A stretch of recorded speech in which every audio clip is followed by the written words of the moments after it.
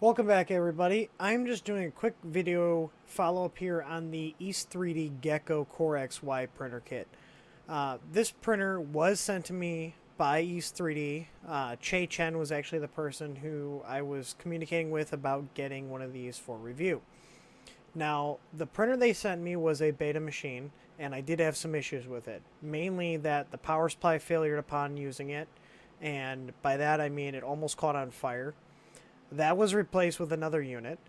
The Titan extruder that they provided was very poor quality. I made a recommendation on them to switch to the one by Triangle Labs. They took that recommendation and then I replaced that extruder with the one I recommended.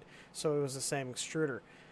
In addition to that, the Z-axis is driven by a belt system, and I was having a lot of issues with layering. So I switched the belt system from a regular reinforced belt to a polycarbonate steel enforced belt, the white ones that you can find online.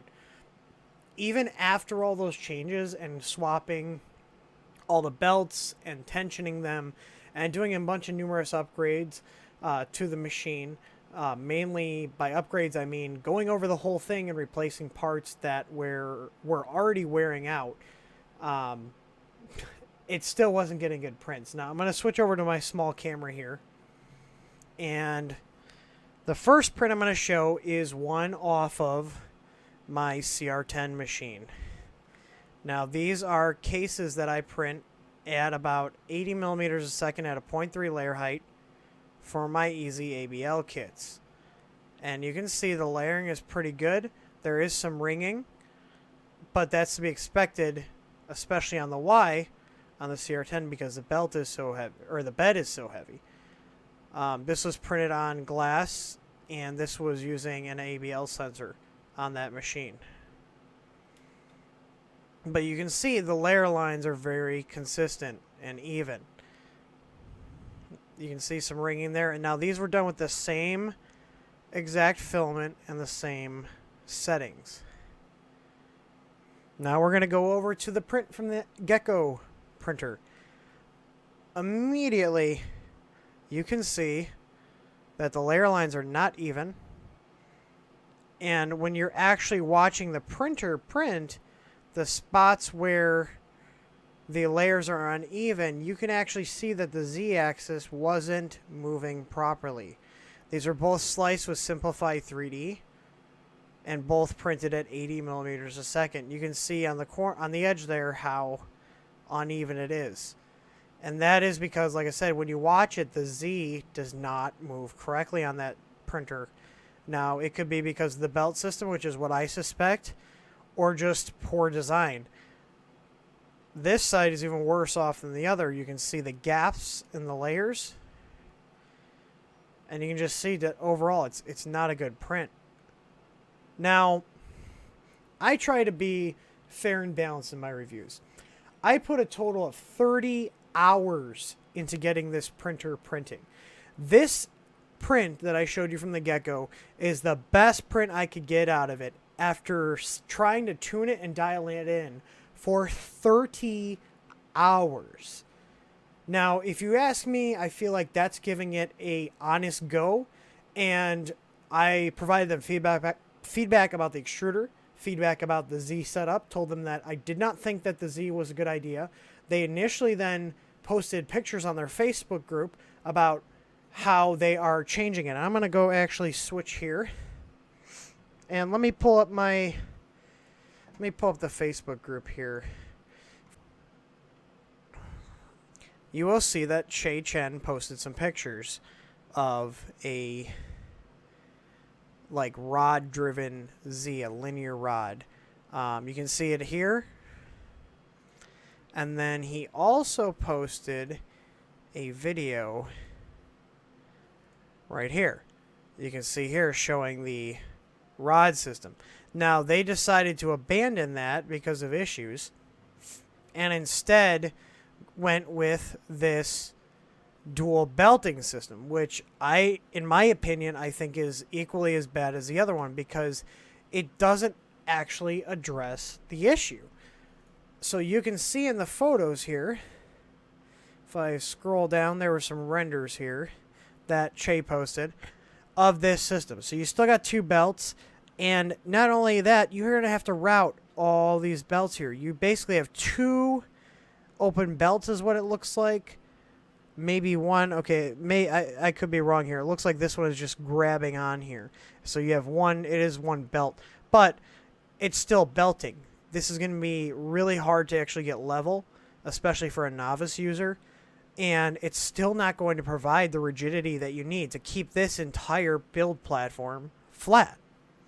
Now, one thing I am going to show you here is, if we go to my TH3D Studio page, and you see I'm doing this live as I'm recording it, so no one can say that I am editing this. So, like, we just posted an update here, and then I posted this here, saying, after a month of waiting, which is true, I messaged him back in September, mid-September, saying all these problems I've been having with this printer and how I'm just at my wit's end and I'm just ready to give up on it. He told me, don't worry, we're coming out with this rod version. This upgrade will be sent out to customers free.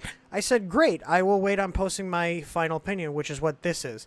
But it wasn't until I made a post today that they started updating their Facebook group. It's like, if I don't push them, they don't do an update. Now, I put on here the Z-axis is terrible. Their fix is adding another set of belts. And you will pretty much have to rebuild the entire printer. As you can see here, you're going to have to take apart this whole gantry here, which is where your hot end and all your belting and all your linear rails and everything sits on. So you're going to have to be pretty much rebuilding the entire printer and taking off all these side pieces here. Which, if I'm going to go through that trouble, I'm just going to get rid of it. So I ended up giving it to a friend of mine who's going to play with it, because I'm just done with it. My linear rails also were crunchy, even after rebuilding them, cleaning them, lubricating them. It was terrible.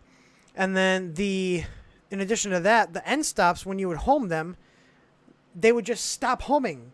And his solution was move the end stop wires away from the stepper motor wires. Now, the X end stop is on the actual extruder carriage, which has the extruder motor on it. So you can't route that wire separately without having a whole other wire harness. So that's another thing. And then the Y is the same way. It's the end stop is right by the Y motor, so you would have to completely go out of your way to reroute that wire. And what is happening is the end stops were picking up interference. I actually put my scope on it, and you can see interference that it's picking up. And on a Marlin board, it ignores that. But on this Lurge board, it takes that as triggered and stops your homing halfway through. So half the time I go to home it and not pay attention, it would totally screw up the print because it would never home correctly. Now, I'm going to go back here. This is what was really concerning to me. So I posted this on our page, okay? So you can see here that I'm saying do not buy this printer. And I'm saying that for the money, you can get the CoreXY X5S and upgrade it, which I also have the printer. Both of these were provided for free by the companies. And actually, GearBest sent me the X5S, so not even CoreXY. So I come back and I start looking at messages, and this is the friend here. So he's going to send me some art for our office here. And I said, okay, so he took that tonight. And then Sherry Chan here posted, this is initial beta. You got it for free. You did not give us any helpful ideas. We did give them feedback, and the only thing they took from us, advice-wise, was the Titan extruder. They did not listen to us about the Z, as you can see. They can't obviously take any constructive criticism here. And then this is them referring to me when I was in a time crunch trying to use this printer to get a job completed, and it just wouldn't work. It wouldn't work at all. And this is an opinion here. The problem is I don't feel the belt on the Z with moving all that gantry, which weighs a decent amount, is a good actual solution. Now, this is another person claiming that me taking the pictures I posted on a public forum is infringement. Here's another person. Just because boss didn't reply to message timely, you write this post, and then calls me a child, which is ironic.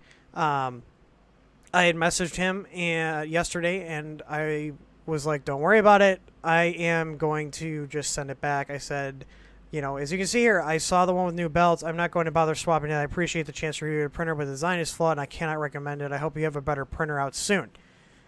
And then this other person is convinced that CoreXY is paying me to talk bad about the Gecko, which is just hilarious. CoreXY, if you want to, go ahead and send me some money. But CoreXY hasn't sent me anything. GearBest actually sent me the CoreXY printer. And this is not a CoreXY group. This is all Chinese printer groups that we run. And anyone with a Chinese printer, or any printer for that matter, is free to join. So you can see here our fans here are, okay, what the heck. So, again, they can't take any sort of criticism. So it's obviously conspiracy against them. Another person now is, you know, turned off by them. I told them here exactly what I told you guys. Basically, this is the same as what you've been selling to people. I've replaced the parts for the printer. Now, why am I showing you guys this? Because this, I wasn't going to make a video like this. I was just going to make a quick follow-up and leave it at that. But the post by the company employees on our page, and I'm going to leave them up there, is completely out of line. As a reviewer, I never actually signed anything with them, so I wasn't even obligated to do a review on them, on their printer. So, but as a reviewer, I am entitled to be honest, and that's what I try to be with you guys, is honest. Because if I had bought this printer, the first sign of trouble with it, I probably would have sent it back, because they're selling it for $600. For $600, you can buy the CoreXY X5S, a new board, a new LCD screen, and a bunch of upgrade parts to make that CoreXY print better and even larger, because the CoreXY X5S has a bigger print volume than the Gecko. And I think that the CoreXY X5S has a better physical platform to build on, because you can't see it here, but their bed is two 8mm linear rods with a threaded rod up top. So the bed itself is more stable, meaning that it's not going to have these issues, and mine does not have these issues. So this video is me saying, do not buy the East Gecko 3D as it is in its current state. As long as you see that belt-driven Z-axis on there, it is not worth your time and money. You would be better off putting in the time onto upgrading something that's a good, stable platform, like the CoreXY X5S, or one of my favorite printers, the CR10. Yes, the CR10 is not a CoreXY, but it's a reliable, proven platform. And that's my point. The money that they're charging for these kits does not justify what you get. And it feels like they jumped the gun on releasing this machine, and you guys are all essentially paying to be beta testers.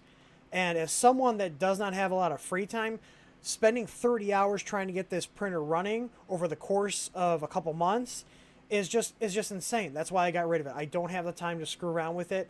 I've given them multiple chances. I was not expecting it to be a month and a half for them to complete the upgrade kits, which is why I was holding off on posting this video. But with that being said, I'm wiping my hands clean of East 3D. I will not be recommending or reviewing any more of their printers, because honestly, I don't want to deal with the company. As you saw the post, they can't take any constructive criticism or any sort of negative feedback about their machine. I'm not trying to trash the company, but the printer for the money is not a good buy, and it's as simple as that. There's no conspiracy here or anything. It's the fact that it's a $600 kit that does not print well out of the box. Hell, I got a better print before the CoreXY failed. The stock hot end jammed up. The print was looking way better on that stock than this did after 30 hours of work. And now, after about 15 hours of work upgrading the X5S, I get much better prints out of it than I ever saw out of the Gecko, and what I've seen people posting on the groups. Most of the prints people post on the East 3D group do not look very good. I get better prints out of my modified start, which I think I have about $220 into. So point is, it's not a good buy, and the actions of how they handled our post, basically saying we cannot recommend this printer because we have people asking us about it, is just unacceptable. And on that alone, I cannot recommend you guys purchase from that company. And it really makes me sad to have to post this video, but I want to make sure that people aren't wasting their money on a machine that does not perform. And it's as simple as that. Thanks for watching.